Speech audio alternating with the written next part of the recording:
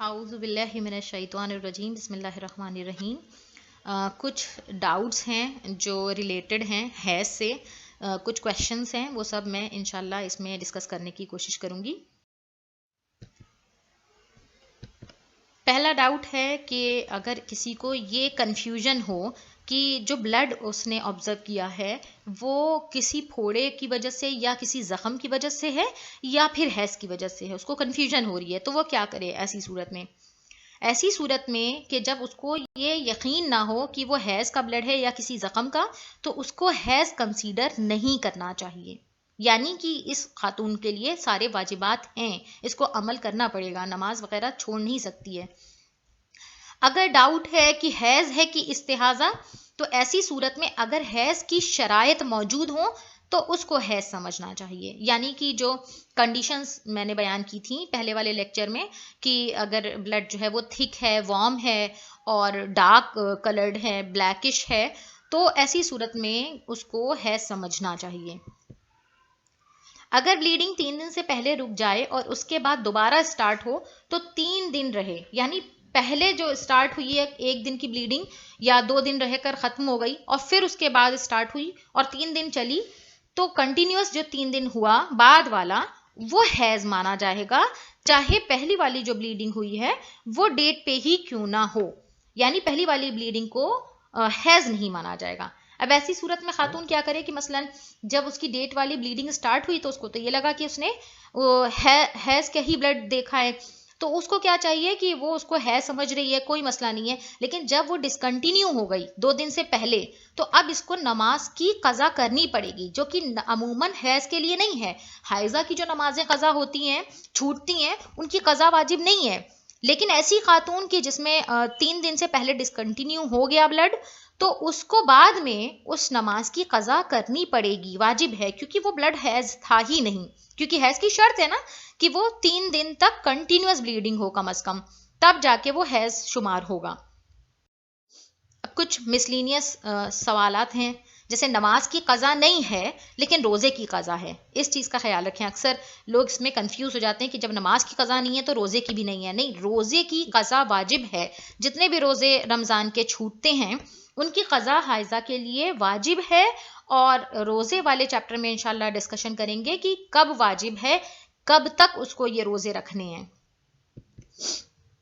By chance 10 दिन के बाद दोबारा ब्लड आ जाए और 3 दिन से ज़्यादा हो तो उसको भी हैज़ ही कहा जाएगा। यानी किसी के ब्लीडिंग हुई, उसके बाद वो अपनी ब्लीडिंग से फारिग हो गई, गुस्ल वगैरह कर लिया, लेकिन उसके बाद 10 दिन के बाद फिर से ब्लीडिंग स्टार्ट हो गई, तो ये 10 दिन का जो अगर गैप मिल गया है, तो 10 दिन के बाद अगर वो ब्लीडिंग स्टार्ट हुई है और वही खसूसियत रखती है, 3 दिन तक ब्लड कंटिन्यूस चल रहा है, तो वो भी हैज़ माना जाएगा। यानी जो गैप पीरियड है वो 10 डेज होगा। हाँ, अगर 10 डेज से पहले ही ब्लीडिंग हो जा रही है तो वो इस्तिहाजा में शुमार होगी, तब वो हैज़ नहीं होगा। अगर नमाज अव्वल वक्त नहीं पढ़ी और हाइज़ा हो गई तो इसकी क़ज़ा वाजिब है। मसलन कि हमें मालूम होना चाहिए, हमें खुसूसन इस चीज़ का ख्याल रखना चाहिए कि जब हमारी डेट आने का वक्त हो, डेट के करीब वाला जो टाइम हो, उसमें नमाज को अव्वल वक्त अदा करें। क्यों? क्योंकि अगर मसलन किसी खातून ने ज़ोहर असर की नमाज को अव्वल वक्त नहीं पढ़ा और उसके बाद वो इतना वक्त था कि नमाज पढ़ सकती थी और उसके बाद वो हाइज़ा हुई, तो फिर उसके ऊपर ये वाली नमाज वाजिब हो जाएगी। अगर नमाज का वक्त है और गुस्ल या तयम्मुम करके नमाज पढ़ी जा सकती है और ना पढ़े तो इसकी क़ज़ा वाजिब है। मसलन कि अगर कोई खातून जो है वो नमाज के वक्त से पहले फारिग हो गई तो उसके ऊपर वो उस वक्त की नमाज वाजिब हो जाती है। तो अव्वलन तो अगर उसके पास वक्त है तो वो गुस्ल करे और गुस्ल करके नमाज को अदा करे, और अगर वक्त नहीं है कि वो गुस्ल कर सके तो उसको चाहिए कि वो तयम्मुम करके नमाज को अदा करे। नमाज अलबत्ता वाजिब है। और अगर उतना भी वक्त नहीं है कि तयम्मुम भी करे और पूरी नमाज पढ़े तो नमाज को भी मुख्तसर किया जाता है, उसके भी अहकाम हैं, लेकिन नमाज बहरहाल वाजिब है। अगर खातून ऐसा नहीं करती है कि जब उसको नमाज से पहले वो फारिग हो गई थी और उसने नमाज नहीं अदा की, तो फिर वो नमाज उसकी वाजिब थी, तो वो उसकी क़ज़ा भी वाजिब हो जाएगी। जबकि नॉर्मली हैज़ में नमाज वाजिब नहीं है, क़ज़ा उसकी वाजिब नहीं है, लेकिन ये क्योंकि वो पाक हो चुकी थी तो फिर ये वाली नमाज की क़ज़ा करनी पड़ेगी। اگر 10 دن سے پہلے کوئی پاک ہو جائے اور یقین ہو کہ دوبارہ بلیڈنگ ہوگی تو بھی احتیاط کی بنا پر ضروری ہے کہ اس کو غسل کرے اور مستحضہ کے واجبات پہ عمل کرے اور حائضہ کے محرمات سے بچے. یعنی کہ کسی کی عادت ہے مثلاً کہ 10 دن تک بلیڈنگ ہوتی ہے لیکن وہ 10 دن سے کسی بھی وجہ سے 10 دن سے پہلے فارغ ہو گئی. اب اس کو یہ یقین ہے کہ نہیں یہ بلیڈنگ جو ہے بعد میں ہوگی، تب بھی اس کے لیے ضروری ہے کہ وہ غسل کرے، مطلب احتیاط کی بنا پر کہ وہ غسل کرے اور مستحضہ کے واجبات پہ عمل کرے اور حائضہ کے محرمات سے بچے. اوکے یعنی کہ اس میں چیک بھی کرنا پڑے گا. یہ نہیں کہ انسان جو ہے وہ بنا چیک کرے اگر ایسے عمل کر رہے ہیں، کوئی بھی عمل بنا چیک کیے کر رہے ہیں تو پھر ہم ذمہ دار ہیں. یہ کرنا چاہیے کہ اس کو چیک ضرور کرے کہ بلیڈنگ واقعی میں رکی ہے یا صرف لگ رہا ہے کہ رک گئی ہے. اگر یقین ہو جائے چیک کرنے پہ، یعنی کاٹن کو انسرٹ کر کے دیکھنا چاہیے کہ بلیڈنگ رک گئی ہے، تب جا کے وہ چیز رکی ہوئی، وہ بلیڈنگ رکی ہوئی مانی جائے گی. ادروائز اس کا صرف اوپر سے بلڈ نہ آنا وہ بلیڈنگ کو رکنا نہیں مانا جاتا. یعنی کہ اگر انٹرنل آرگن میں بلڈ ہے تو اس کو بھی حیض ہی شمار کیا جائے گا. بلڈ کا باہر دکھنا جو ہے وہ ضروری نہیں ہے، بلڈ اندر بھی ہے تو وہ حیض ہوگا. اگر کوئی بلڈ کو حیض سمجھے اور نماز نہ پڑھے، بعد میں پتہ چلے کہ حیض نہیں تھا، تو اس نماز کی قضا ہے، کیونکہ حائضہ کے اوپر جو نماز ہے ان کی قضا نہیں ہے. لیکن وہ حائضہ ہی نہیں تھی اور اس نے حیض سمجھ کر نماز نہیں پڑھی، تو بعد میں اس کو پتہ چلا کہ وہ حیض نہیں تھا، تو آبویسلی وہ نماز جو ہے وہ واجب ہو جائے گی. اسی طرح اگر کوئی حیض نہ سمجھ کر روزہ رکھے، یعنی کسی کو یقین نہیں تھا کہ وہ حیض ہے کہ نہیں ہے اور اس نے روزہ رکھ لیا، بعد میں پتہ چلا کہ وہ حیض ہی تھا، تو وہ روزہ باطل ہو جائے گا. یہ آلریڈی میں نے بیان کیا تھا کہ اگر کوئی خاتون روزہ رکھ رہی ہے اور بیچ میں وہ حائضہ ہو گئی تو وہ روزہ باطل ہے. تو روزے کی کیا مسئلہ ہے کہ روزہ جو باطل ہو جائے گا اس کی قضا بھی کرنی پڑتی ہے.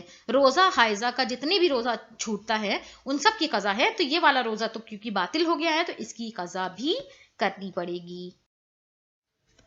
کچھ مسکنسیپشن ہے، جیسے حائضہ کا نکاح نہیں ہو سکتا، یہ بالکل مت ہے ایک طرح کا. ایسا بالکل نہیں ہے. نکاح جو ہے وہ حیض پہ ڈیپینڈ نہیں کرتا، ڈیورس کرتا ہے، نکاح سے مطلب نہیں ہے. علم تعزیہ عزاخانہ نہیں چوم سکتے، یہ بالکل بیکار کی بات ہے، ایسا نہیں ہے. حائضہ کے لیے جو چیز حرام تھی وہ میں نے آلریڈی بیان کر دی ہے. علم تعزیہ عزاخانے کو چومنا یا چھونا اس میں کوئی کراہیت نہیں ہے. البتہ فتنے فساد کا اگر ڈر ہو تو اس سے پرہیز کرنا ایک الگ بات ہے. نظر نیاز کا کھانا پینا پکانا یہ سب جائز ہے، اس میں کوئی پرابلم نہیں ہے. ہاں بس یہاں پہ بھی یہ دیکھنا چاہیے کہ فتنے فساد کا جو ڈر اگر ہے تو پھر انسان کو احتیاط برتنی چاہیے، لیکن منع نہیں ہے بہرحال. اسی طرح دوران نجاست کا جو لباس ہے، کنگھا، ہیئر بینڈ، جانے کیا کیا چیزیں جو ہیں وہ خاتون جو ہیں سوچتی ہیں کہ یہ سب نجس ہو گیا، تو ایسا بالکل نہیں ہے. عین نجاست کے علاوہ کوئی چیز بھی نجس نہیں ہے خاتون کی. اس کا بدن جو ہے وہ نجس نہیں ہوتا ہے، اس کا پسینہ نجس نہیں ہوتا ہے. ایک نجاست جو ہے وہ کافر کی نجاست ہوتی ہے اور ایک نجاست جو ہے حائضہ کی نجاست ہوتی ہے. ان میں فرق ہے. حائضہ جب نجس ہوتی ہے تو اس کا پسینہ نجس نہیں ہوتا، ٹھیک ہے. کافر نجس ہے تو اس کا پسینہ نجس ہے. تو یہ فرق سمجھیں کہ حائضہ کا جو کپڑا ہوتا ہے، جو پہنا ہوا ہوتا ہے، جو چادر ہے، جو برقع، عبایا، کنگھا، ربر بینڈ، کوئی بھی چیز نجس نہیں ہوتی ہے. ان کو بنا اس کو دھوئے پاک کیے کوئی ضرورت نہیں ان کو پاک واک کرنے کی، دوبارہ سے استعمال کیا جا سکتا ہے. بیڈ شیٹ وغیرہ اسی طرح اور چیئر وغیرہ یہ سب چیزیں، کیونکہ خاتون ان سب چیز کا سوال کرتی ہیں اور یہ سوچتی ہیں کہ یہ سب چیزیں جو ہیں نجس ہو جاتی ہیں، تو ایسا بالکل نہیں ہے. یہ ساری کی ساری کوئی بھی چیزیں ان میں سے نجس نہیں ہوتی ہیں. اسی طرح قبرستان وغیرہ جانے میں بھی ایک سوال آتا ہے، تو ایسا بھی نہیں ہے کہ حائضہ کے لیے قبرستان میں جانا منع ہے. قبرستان میں جانے میں کوئی پرابلم نہیں ہے. معصومین علیہ الصلوۃ والسلام کے جو روضے ہیں وہاں جانا احتیاط واجب کی بنا پر حرام ہے، باقی کوئی پرابلم نہیں ہے قبرستان میں جانے میں. آخر میں التماس ہے سورہ فاتحہ کی میری والدہ نازش فاطمہ بنت سید عالم حسین اور جملہ مومنین والمومنات مجھے بھی دعاؤں میں یاد رکھیں. والسلام ورحمۃ اللہ وبرکاتہ.